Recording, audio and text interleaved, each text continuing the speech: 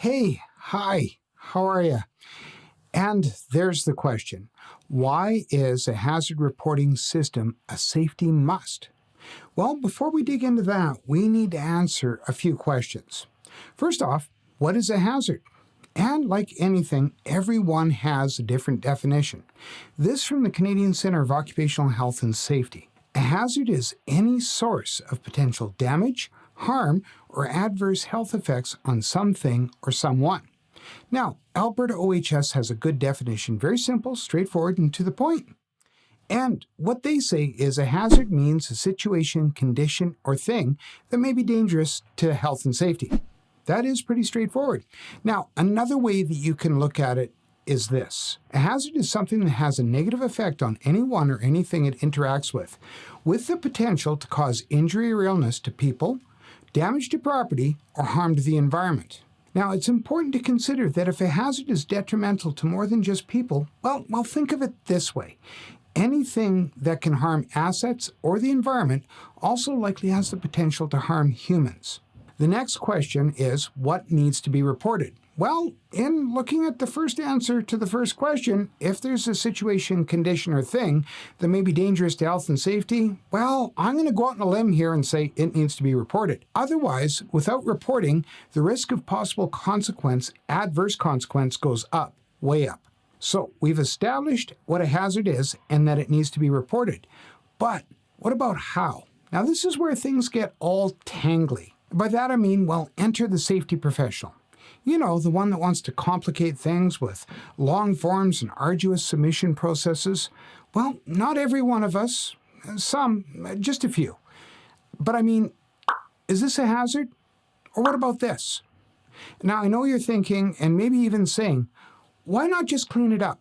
Why not just fix it? And well, if that's within your wheelhouse, go right ahead. But one has to ask, why did it happen? How did it happen? Will just cleaning it up keep it from occurring again? So maybe I can offer a few suggestions to simplify things. First off, are you conducting regular inspections?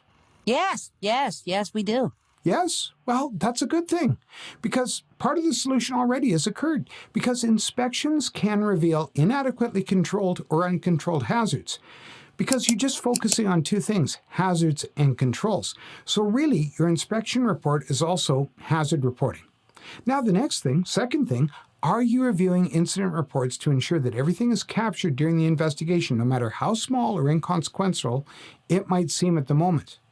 And if you are, well, there's another check on the to-do list, another solution. Do you see where I'm heading with this? Yeah, I think so. How about this? How about use existing reporting processes and reports? So, for instance, a spill on the floor where there's lots of foot traffic. It's definitely a hazard. So here's the question I have for you. Do you have a maintenance tracking system? If so, then there's your hazard report. All you need to do is ensure that you're capturing that data. Maybe include in the request that it was a reported hazard. What's that? You don't have a maintenance tracking system?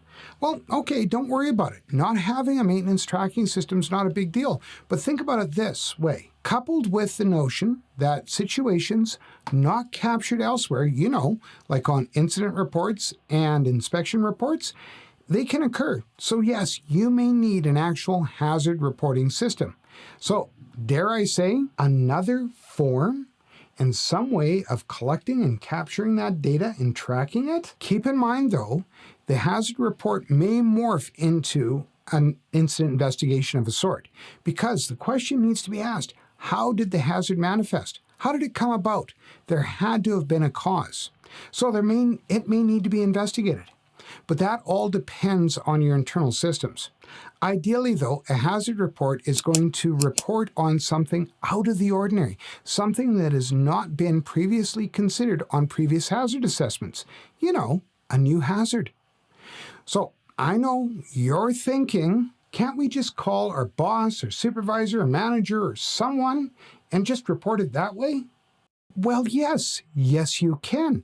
And then right after the call, something happens and the manager goes, Now, wasn't I supposed to do something? Wasn't there something I was supposed to do? Or here's the question: how is a phone call or a verbal report tracked by the Health and Safety Committee? So yeah, you got a report. But what does that report look like? Is it a paper form, an electronic solution, web-based, something on your mobile device? You know what? It's going to depend on you, the number of things that are going on in your workplace, your needs as an organization, the people and the dynamics of your workplace, and of course, the big one, budget. But either way, you should be capturing and thinking about capturing the following. And the obvious, of course: location, time, date, person reporting, nature of the hazard. But more important, what caused it? Was it fixed? Was it corrected? Keeping in mind, just as I mentioned before, it will likely need some sort of an investigation to occur.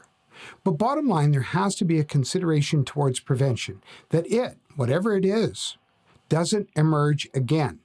Now, the final question: why is a hazard reporting system a safety must? Well, there are a few reasons. Actually, the first and foremost is compliance with the legislation. Most jurisdictions have some legal requirement for employers to assess and control hazards. Now, the next, of course, is documenting that due diligence.